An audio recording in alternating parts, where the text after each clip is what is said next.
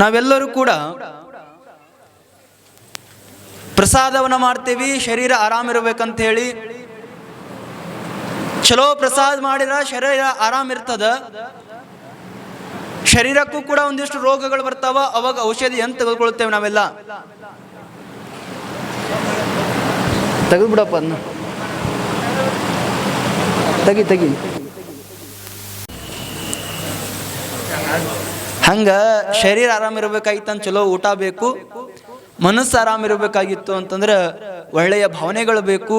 ಆ ಒಳ್ಳೆಯ ಭಾವನೆಗಳು ಎಲ್ಲಿ ಸಿಗ್ತಾವ ಅಂತಂದ್ರೆ ಆ ಧ್ಯಾನ ಮತ್ತು ಶಿವನಾಮಸ್ಮರಣೆಗಳು ಸಿಗ್ತಾವೆ ಅನ್ನುವಂಥದ್ದನ್ನ ಹೇಳ್ತಾ, ಪ್ರತಿದಿನದ ಪಾವನ ಪದ್ಧತಿಯಂತೆ ನಾವೆಲ್ಲರೂ ಕೂಡ ಮಹಾಶಿವಶರಣರಾಗಿರ್ತಕ್ಕಂತಹ ಉತ್ತೂರಿನ ಬಸಯ್ಯಜ್ಜನವರ ಜೀವನ ಚರಿತ್ರೆಯನ್ನು ಕೇಳ್ತಾ ಬರ್ತಾ ಇದ್ದೀವಿ. ನಿನ್ನೆಯ ದಿನ ಪರಮ ಪವಿತ್ರವಾಗಿರುವಂತಹ ಬಸಯ್ಯಜ್ಜನವರು ಹುಟ್ಟಿ ಬಂದ ಬಳಿಕ ಯಾವ ರೀತಿಯಾಗಿ ಬೆಳೆದು ನಿಂದಿರ್ತಾರ, ಆದ ಬಳಿಕ ತಾಯಿ ತಂದೆಯಂದರು ಅವ್ರಿಗೆ ಯಾವ ರೀತಿಯಾಗಿ ಸಂಸ್ಕಾರವನ್ನು ಕೊಡ್ತಾರ, ಮುಂದೆ ಬೆಳೆದು ದೊಡ್ಡವರಾದ ಬಳಿಕ ಅವ್ರು ಯಾವ್ಯಾವ ಕಾಯಕವನ್ನು ಮಾಡ್ತಾರ, ಎಂತಿಂತ ಕೆಲಸವನ್ನ ಮಾಡ್ತಾರೆ ಅನ್ನುವಂಥದ್ದನ್ನ ನಿನ್ನೆಯ ದಿನ ನಾವೆಲ್ಲ ವಿಚಾರ ಮಾಡಿದ್ವಿ. ನಿನ್ನೆ ಒಂದು ಮಾತನ್ನ ಹೇಳಿದೆ, ಅಜ್ಜಯ್ಯನವರು ಕಾಯಕ ಮಾಡಿದ್ರು, ಅದರಿಂದ ಅವರೆಲ್ಲ ಆರಾಮಿದ್ರು ಖರೆ. ಆದ್ರೆ ಅವ್ರಿಗೆ ಅನಿಸ್ಲಿಕ್ಕತ್ತು ಎಷ್ಟು ದುಡಿದರೂ ಕೂಡ ಮತ್ತೆ ನಾವು ಮಣ್ಣಲ್ಲಿ ಮಣ್ಣಾಗಿ ಹೋಗಿ ಬಿಡುತ್ತೇವೆ. ದುಡಿತಕ್ಕಂಥದ್ದು ಕೇವಲ ಹಣಕ್ಕಾಗಿ ಅಲ್ಲ, ದುಡಿದು ನಾವು ಭಾಳ ಇಟ್ಟಿವಿ ಅಂದ್ರೂ ಕೂಡ ಮುಂದೊಂದಿನ ಅದು ಇಲ್ಲೇ ಉಳಿದು ಹೋಗ್ತದೆ. ಕೇವಲ ದುಡಿಬಾರ್ದು, ಹೊರಗಿನ ಪ್ರಪಂಚಕ್ಕಾಗಿ ದುಡಿತಾ ಇದ್ರೆ ಒಳಗಿನ ಆತ್ಮತೃಪ್ತಿಗೂ ಕೂಡ ಒಂದಿಷ್ಟು ದುಡಿಬೇಕು ಅಂತ ವಿಚಾರ ಮಾಡಿದ್ರು. ಹೊರಗ ಆರಾಮಿರಬೇಕಾಗಿತ್ತು, ಜೀವನ ಆರಾಮ್ ಸಾಗಬೇಕಾಗಿತ್ತು ಅಂದ್ರೆ ಕಾಯಕ ಮಾಡಬೇಕು. ಒಳಗಿನ ಆತ್ಮ ಚಲೋ ಇರಬೇಕು ಅಂತಂದ್ರ, ಆತ್ಮನಿಗೆ ಪರಮಾತ್ಮನ ದರ್ಶನ ಆಗ್ಬೇಕಾಗಿತ್ತು ಅಂತಂದ್ರ, ಈ ಆತ್ಮ ಪರಮಾತ್ಮ ಆಗ್ಬೇಕಾಗಿತ್ತು, ಈ ನರ ಹರ ಆಗ್ಬೇಕಾಗಿತ್ತು, ಮಾನವ ಮಹಾಮಾನವ ಆಗ್ಬೇಕಾಗಿತ್ತು ಅಂತಂದ್ರ ಗುರುವಿನ ದರ್ಶನ ಆಗ್ಬೇಕು. ನಿನ್ನೆ ಹೇಳಿದೆ, ಗುರುವಿನ ಗುಲಾಮನಾಗುವ ತನಕ ದೊರೆಯದ ಮುಕ್ತಿ. ನಿಜಗುಣ ಶಿವಗಳು ಹೇಳ್ತಾರ, ಯಾವಾಗ ನೀನು ಗುರುವಿನ ಗುಲಾಮ ಆಗ್ತೀಯಲ್ಲ, ಗುಲಾಮ ಅಂದ್ರೆ ಗೊತ್ತಲ್ರಿ, ಹೆಂಗ ಒಡೆಯ ಹೇಳ್ತಾನ ಹಂಗ ನಡ್ಕೊಳ್ಬೇಕು, ಆತ ಹೆಂಗ ನಡೆಸ್ತಾನ ಹಂಗ ನಡಿಬೇಕು, ಆತ ಬೈದ್ರೆ ಬೈಸ್ಕೋಬೇಕು, ಕೆಲಸ ಮಾಡಂದ್ರೆ ಮಾಡಬೇಕು, ಇಷ್ಟೆಲ್ಲ ಮಾಡಬೇಕು. ಗುರುವಿನ ಗುಲಾಮನಾಗುವ ತನಕ ದೊರೆಯದ ಮುಕ್ತಿ. ಗುರು ಎಂತ ದೊಡ್ಡವಾದನ ಅಂತಂದ್ರ ಹೇಳ್ತಾಳ ಒಂದ್ ಕಡೆ ಅಕ್ಕ ಮಾದೇವಿ, ಗುರು ಏನು ಮಾಡ್ತಾನ ಅಂತಂದ್ರ ನರಜನ್ಮವ ತೊಡೆದು ಹರಜನ್ಮವ ಮಾಡಿದ ಗುರುವೇ, ಭವಿ ಎಂಬುದ ತೊಡೆದು ಭಕ್ತ ಎಂದೆನಿಸಿದ ಗುರುವೇ, ಚೆನ್ನ ಮಲ್ಲಿಕಾರ್ಜುನ ತಂದೆನ್ನ ಕರಸ್ಥಲಕ್ಕೆ ಕೊಟ್ಟ ಗುರುವೇ. ಎಂತ ಗುರುದನವ?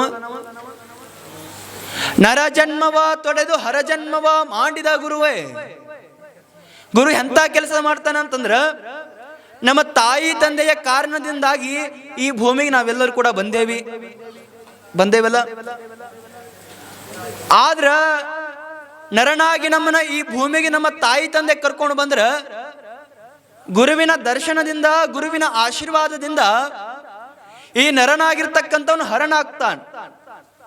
ನಿಮ್ಗೆ ಉದಾಹರಣೆ ಬೇಕಾಗಿತ್ತು ಅಂತಂದ್ರ, ಬಸಯ್ಯಜ್ಜನವರು ಸಂಸಾರವನ್ನ ಮಾಡಿ ಸಂಸಾರವನ್ನ ಸಸಾರವನ್ನಾಗಿ ಮಾಡಿಕೊಂಡು ಸಾಗುತ್ತಿರುವಂತ ಸಮಯದೊಳಗ ಗುರುಗಳಾಗಿರ್ತಕ್ಕಂತಹ ಕರ್ಮಯೋಗಿ ಆಗಿರ್ತಕ್ಕಂತಹ ಹುಬ್ಬಳ್ಳಿ ಮುತ್ಯ ಅಂತ ತಿಳ್ಕೊಂಡು ಪ್ರಸಿದ್ಧಿಯಾಗಿರ್ತಕ್ಕಂತಹ ಕರ್ಮಯೋಗಿ ಶಿವಲಿಂಗ ಶರಣರ ಹತ್ರ ಹೋಗ್ತಾರೆ. ಶಿವಲಿಂಗ ಶರಣರ ಹತ್ರ ಹೋಗ್ತಾರ, ಗುರುವಾಗಿ ಸ್ವೀಕಾರ ಮಾಡ್ತಾರ. ಅವರ ಬಟ್ಟೆಯನ್ನು ತೊಳಿತಾರ, ಅವರ ಕೆಲಸವನ್ನ ಮಾಡ್ತಾರ, ಅವರ ಸೇವೆಯನ್ನ ಮಾಡ್ತಾರ, ಮಾಡಿ ಅವರಿಂದ ಜ್ಞಾನವನ್ನು ಪಡೆದುಕೊಳ್ತಾರೆ. ನರಜನ್ಮವ ತೊಡೆದು ಹರಜನ್ಮವ ಮಾಡಿದ ಗುರುವೇ, ಭವಿ ಎಂಬುದ ತೊಡೆದು ಭಕ್ತ ಎಂದೆನಿಸಿದ ಗುರುವೇ. ಇನ್ನೊಂದೆಂತ ಕೆಲಸ ಮಾಡ್ತಾನ್ರಿ, ಈ ಭವಕ್ಕ ಬೀಜರಾಗಿ ಬಂದಿರತಕ್ಕಂತ ನಮಗ ಈ ಭವ ಅನ್ನುವಂತ ಒಂದು ಬಂಧನ, ಇದಕ್ಕ ಭವಮಾಲಿ ಅಂತ ಕರೀತಾರ, ಭವಸಾಗರ ಅಂತ ಕರೀತಾರ. ಯಾಕ್ರಿ ಭವಸಾಗರ ಅಂದ್ರೇನು? ಸಾಗರಕ್ಕ ಅಂತೆ ಕಾಣ್ತದೇನು? ಕಾಣಂಗಿಲ್ಲ. ಹಿಂಗ ನಿತ್ತು ನೋಡಿದ್ರ ಸಾಗರ ಸಾಗರ ಕಾಣ್ತದ. ಹಂಗ ಭವ ಅನ್ನುವಂಥದ್ದು ಹೆಂಗ ಅಂತಂದ್ರ ಇದ್ರೊಳಗೆ ಬಹಳಷ್ಟು ಜನ್ಮಗಳು ಬರ್ತಾವ. ಈ ಭವಮಾಲೆ ಅಂತ ಯಾಕೆ ಕರೀತಾರ ಅಂತಂದ್ರ ಒಂದಾದ ಬಳಿಕ ಒಂದು, ಒಂದಾದ ಬಳಿಕ ಒಂದು, ಒಂದಾದ ಬಳಿಕ ಒಂದು ಭವಕ್ಕ ಬೀಜರಾಗ್ತೇವೆ ನಾವೆಲ್ಲ. ಭವಬಂಧನವ ಬಿಡಿಸಿ ಪರಮ ಸುಖವ ತೋರಿದ ಗುರುವೇ. ಈ ಭವ ಅನ್ನುವಂಥ ಬಂಧನದಲ್ಲ, ಇದನ್ನ ಬಿಡಿಸಿ ಪರಮ ಸುಖವ ತೋರಿದ ಗುರುವೇ. ಇನ್ನೊಂದು ಬಹಳ ಚಲೋ ಕೆಲಸ ಮಾಡ್ಯಾನ್ರಿ ದೇವ್ರು.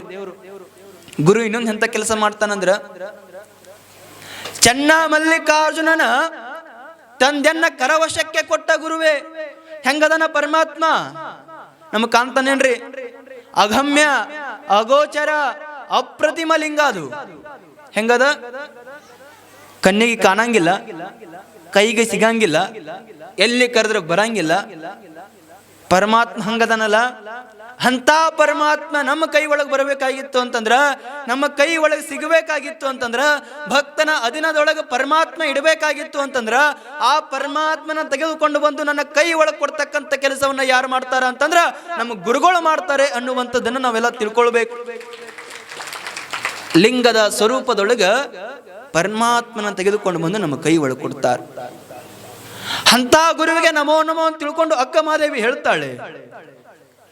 ಬಸವಜ್ಜವರು ಕೂಡ ಕರ್ಮಯೋಗಿಯಾಗಿರ್ತಕ್ಕಂಥ ಶಿವಲಿಂಗಪ್ಪ ಶರಣರಿಗೆ ಮೊರೆ ಹೋಗ್ತಾರ. ಅವ್ರ ಹತ್ರ ಜ್ಞಾನವನ್ನ ಪಡೆದುಕೊಳ್ತಾರ, ಅವರ ಸೇವೆಯನ್ನ ಮಾಡ್ತಾರ. ಸೇವೆಯಿಂದಲೇ ಗುರು ಒಲಿತಾನೆ ಹೊರತಾಗಿ ಮತ್ತೆದರಿಂದಲೂ ಅಲ್ಲ. ನಾವು ಅನ್ಕೊಳ್ತೇವೆ ಬಹಳಷ್ಟು ದಕ್ಷಿಣ ಕೊಟ್ರ ಅಜ್ಜವ್ರು ನಮ್ಮ ಮ್ಯಾಗ ಬಹಳ ಪ್ರೀತಿ ಆಗ್ತಾರ, ಗುರುಗಳು ನಮ್ಮ ಮ್ಯಾಗ ಬಹಳ ಪ್ರೀತಿ ಆಗ್ತಾರ ಅಂತ. ಹಂಗೇನಿಲ್ಲ. ಗುರುಗಳು ಯಾವಾಗ ನಮ್ಮ ಮ್ಯಾಗ ಪ್ರೀತಿ ಆಗ್ತದ, ಯಾವಾಗ ನಮ್ಗೆ ಆಶೀರ್ವಾದ ಮಾಡ್ತಾರ ಅಂತಂದ್ರ ಸೇವೆಯನ್ನ ಮಾಡಿದಾಗ ಮಾತ್ರ ನಮ್ಗೆ ಆಶೀರ್ವಾದ ಸಿಗ್ತದೆ ಹೊರತಾಗಿ ಇಲ್ಲಂದ್ರೆ ಇಲ್ಲ, ಇಲ್ಲದೆ ಹೋದ್ರೆ ಇಲ್ಲ. ಬಸವಜ್ಜವರು ಸುಮಾರು ವರ್ಷ ಆ ಶರಣರ ಸೇವೆಯನ್ನು ಮಾಡ್ತಾರೆ. ಸೇವೆಯನ್ನ ಮಾಡ್ತಾ ಮಾಡ್ತಾ ಅವರ ಜ್ಞಾನವನ್ನ ಪಡ್ಕೊಳ್ತಾರ. ಹೆಂಗ ನರ ಇದ್ದ ಹೊರ ಆಗ್ತಾನ್ರಿ. ನಮ್ಗೆಲ್ಲ ಶಿಶುನಾಳ ಶರೀಫ್ರು ಗೊತ್ತಲ್ಲ, ಗುರುಗಳು ಯಾರಿ? ಗುರು ಗೋವಿಂದ ಭಟ್ರು. ಎಷ್ಟು ಚಂದ ಅದ್ ನೋಡ್ರಿ. ಗೋವಿಂದ ಭಟ್ರು ಹೀಗ ತಮ್ಮ ಶಿಷ್ಯನಿಗೆ ಬೋಧನೆಯನ್ನ ಮಾಡ್ತಾ ಇದ್ರು. ಶಿಷ್ಯರ ಬಳಗದೊಳಗ ಬಹಳಷ್ಟು 10 ಜನ ಶಿಷ್ಯರಿದ್ರು. ಆ 10 ಮಂದಿ ಶಿಷ್ಯರೊಳಗ ಶರೀಫನು ಕೂಡ ಒಬ್ಬ ಶಿಷ್ಯ. 10 ಮಂದಿ ಕೂಡ್ತಾರ. ಕೂಡಿ ಶರೀಫಿಗೆ ಹಿಂಗ ಆಟ ಆಡುವಂತ ಸಮಯದೊಳಗೆ ಅಂತ ಇದ್ರಂತ, ಏನಂತ? ಏ ಸಾಬಾ, ನಿನಗ ಜ್ಞಾನ ಆಗೋದಿಲ್ಲೋ ಸಾಬಾ ಅಂತ ಬೈತಾ ಇದ್ರು. ಯಾರಿಗೆ? ಶರೀಫಗ. ಏ ಶರೀಫ, ನಿನಗ ಜ್ಞಾನ ಆಗೋದಿಲ್ಲೋ, ನೀ ಸಾಬದಿ, ನೀನು ಸಾಬಾ ಸಾಬಾ ಸಾಬಾ ಅಂತ ತಿಳ್ಕೊಂಡು ಎಲ್ಲಾ ಹುಡುಗರು ಅನ್ನಕತ್ತಿದ್ದು ಅಂತ ಶರೀಫನಿಗೆ ನೋವು ಆಗ್ತದ. ಶರೀಫ್ ಅಳ್ಕೊಂತ ಬರ್ತಾನ. ಗುರುಗಳು ಹಿಂಗ ಕಟ್ಟಿ ಮೇಲೆ ಕುತ್ಕೊಂಡಾಗ ಶರೀಫ ಬಂದು ನಮಸ್ಕಾರ ಮಾಡಿದ. ಕಣ್ತುಂಬ ನೀರಿದ್ದು,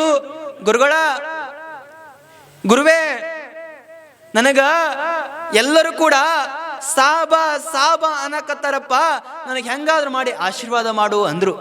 ಯಾರ ಕಡೆ? ಗುರು ಗೋವಿಂದ ಭಟ್ರ ಕಡೆ. ನನಗೆಲ್ಲರೂ ಸಾಬಾ ಸಾಬಾ ಅನ್ನಕತ್ತಾರಿ ಗುರುಗಳ ಅಂತ ತಿಳ್ಕೊಂಡು ಗುರುವಿನ ಹತ್ರ ಬಂದು ಹೇಳಿದಾಗ, ಗುರು ಎಂತ ಕರುಣಾಮೂರ್ತಿ ನೋಡ್ರಿ.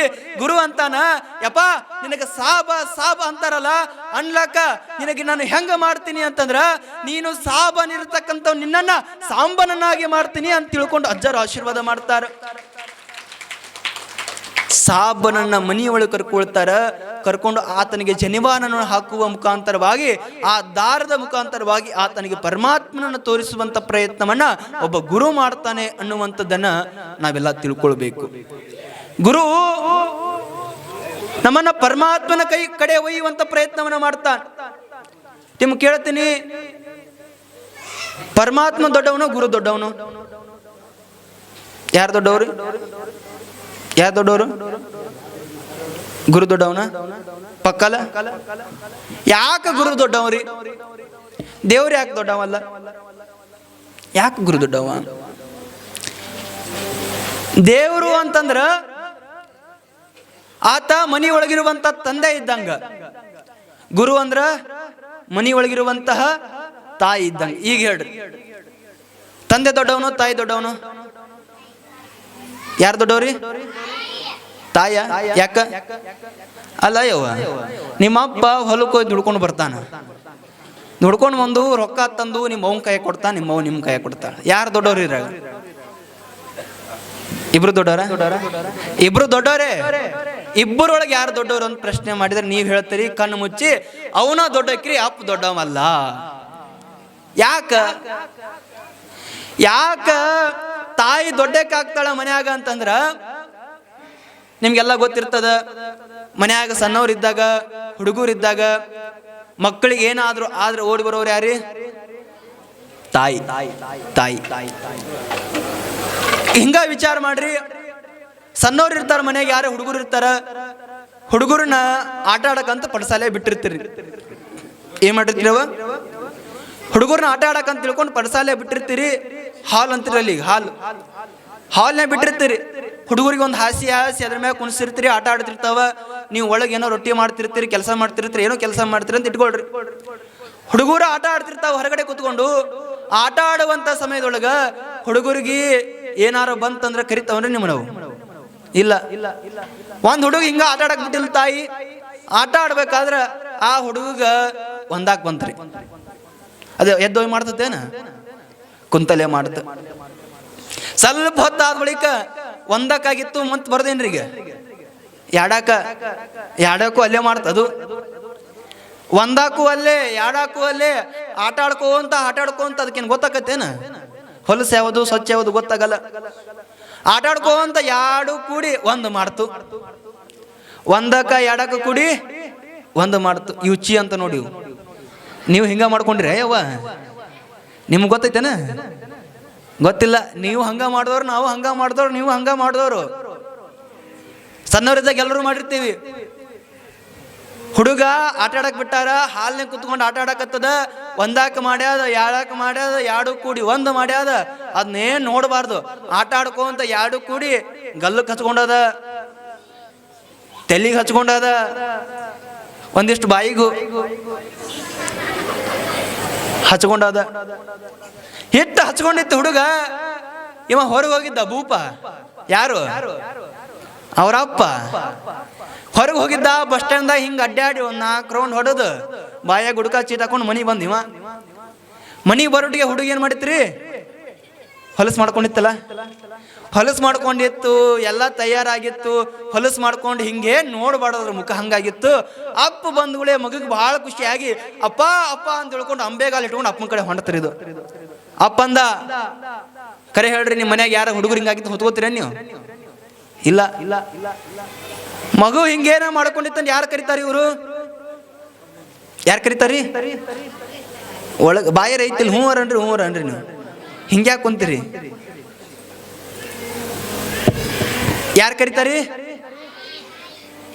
ಏನು ಮಾಡಕತ್ತಿ ನೋಡ್ ಬಾಯಿಲ್ ಹುಡುಗ ಹೆಂಗ್ ಮಾಡ್ಕೊಂಡಾನ. ನಿನಗೆ ಮನಿ ಮ್ಯಾಗ ಕಾಳಜಿ ಇಲ್ಲ, ಹುಡುಗನ ಮ್ಯಾಗ ಕಾಳಜಿ ಇಲ್ಲ, ನಿನಗೆ ಎಷ್ಟು ಮನಿ ಮ್ಯಾಗ ಇದನ್ನೇ ಇಲ್ಲ ಅಂತ ತಿಳ್ಕೊಂಡು ಒಳಗಿದ್ದ ಅವಾಗ ಬೈತಾನ. ಇವ ಒಳಗ್ ಬೈತಾನ. ದೂರ ಇರೋ ಮಗನ್ ದೂರ ಬಿಡ್ತಾನ. ಒಳಗ ಮನಿ ಒಳಗ ಅವ್ವ ರೊಟ್ಟಿ ಮಾಡ್ತಿರ್ತಾಳ, ಪೂಜೆ ಮಾಡ್ತಿರ್ತಾಳ. ಏನ ಯಾಕ ಮಾಡ್ಲಕ್ಕ? ರೊಟ್ಟಿ ಮಾಡುವಂತ ತಾಯಿ ನನ್ನ ಮಗ ಹಿಂಗ ಮಾಡ್ಕೊಂಡನ ಅಂತ ತಿಳ್ಕೊಂಡು ಗೊತ್ತಾದ ತಕ್ಷಣ ರೊಟ್ಟಿ ಮಾಡುವುದನ್ನ ಬಿಡ್ತಾಳ, ಬಿಟ್ಟು ಹೊರಗಡೆ ಓಡಿ ಬರ್ತಾಳ. ಆ ಮಗು ಮೈ ತುಂಬ ಹೊಲಸು ಮಾಡ್ಕೊಂಡಿದ್ ನೋಡಿ, ಅಯ್ಯಯ್ಯ ನನ್ನ ಬಂಗಾರ ಅಂತೇಳಿ ಬಗಲಾ ಕೈ ಹಾಕಿ ಎತ್ಕೋತಾಳ ನೋಡ್ರಿ. ಬಗಲಾ ಕೈ ಹಾಕಿ ಹೊತ್ಕೊಂತಾಳ ತಾಯಿ. ಹತ್ಕೊಂಡು ಮನಿ ಒಳಗೆ ಹೊಕ್ಕಾಳ. ಹೋಗಿ ಚಲೋ ಬಿಸಿನೀರ್ ಕಾಯಿಸ್ತಾಳ. ಹೆಂಗ ಉಗುರ್ ಬೆಚ್ಚಗ ಕಾಯಿಸಿ ಹಿಂಗ ಕೈ ಹಿಡಿದು ಡೈರೆಕ್ಟ್ ನೀರ್ ತಲೆ ಮ್ಯಾಗ ಬಿದ್ರ ನೋವಾದಿತ್ತ ಅಂತ ತಿಳ್ಕೊಂಡು ತನ್ನ ಕೈ ಮ್ಯಾಗ ನೀರ್ ಹಾಕಿ ಆ ಮಗುವಿನ ಮ್ಯಾಗ ಬೀಳಂಗ ಮಾಡ್ತಾಳ. ಮಾಡಿ ಸ್ವಚ್ಛಗೆ ಸ್ನಾನ ಮಾಡಿಸಿ ಒಂದು ಸ್ವಲ್ಪ ಕರ್ಕೊಂಡು ಬಂದು ಅಂಗಿ ಚೊಡ್ಡಿ ಹಾಕಿ ಏನ್ ಹಚ್ತೀರಿ ಅದಕ್ಕ? ಸ್ವಲ್ಪ ಪೌಡರ್ ಹಚ್ತೀರಿ. ಹಚ್ಚಿ ಏನ್ ಹಚ್ತೀರಿ? ಕಾಡಿಗೆ ಹಚ್ತೀರಿ. ಹಚ್ಚಿ ತಲೆಗೆ ಒಂದಿಷ್ಟು ಕೊಬ್ಬರಿ ಎಣ್ಣೆ ಹಚ್ಚಿ, ಅವಂದಿಷ್ಟು ಹಾಲಿರ್ತದ ಬಾಚುದು.